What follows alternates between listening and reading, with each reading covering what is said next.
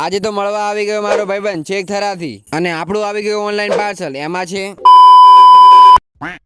હા તો જય શ્રી કૃષ્ણ મિત્રો, આજે છે શનિવાર એટલે આપણે વહેલા આપણા હથિયાર લઈને હેડ્યા ભણવા.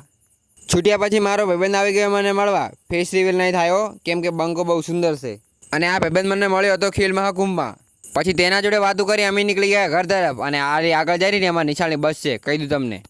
ઠીક હે. અને ફાઇનલી આવી ગયું આપણું ઓનલાઈન પાર્સલ. તેમાં શું છે એ આગળના બ્લોગમાં ખબર પડશે. અને જો તમને ખબર હોય તો કોમેન્ટમાં કહેજો, હું કોમેન્ટ પિન કરી દઈશ. શનિવાર આવે એટલે એક જ નુકસાન, તાપનું ઘરે હેડતું જવું પડે. અને ખાઈને આવી ગયા આપણે મસ્ત છાયડા નીચે આરામ કરવા માટે.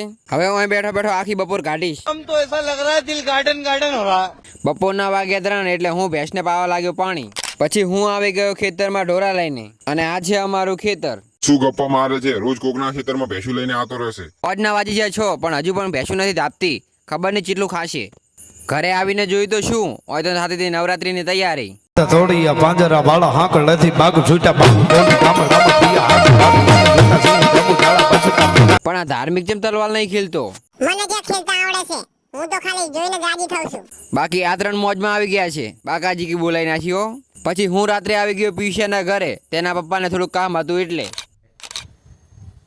ટાટા.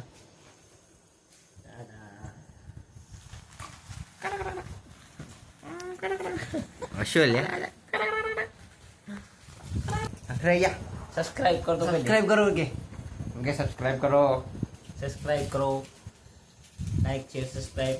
સબસ્ક્રાઇબ કરો કે હેલો ગાઈસ. Hello guys. પછી પેલો કાકો મને મૂકવા આવતા હતા શેઠ ઘર સુધી.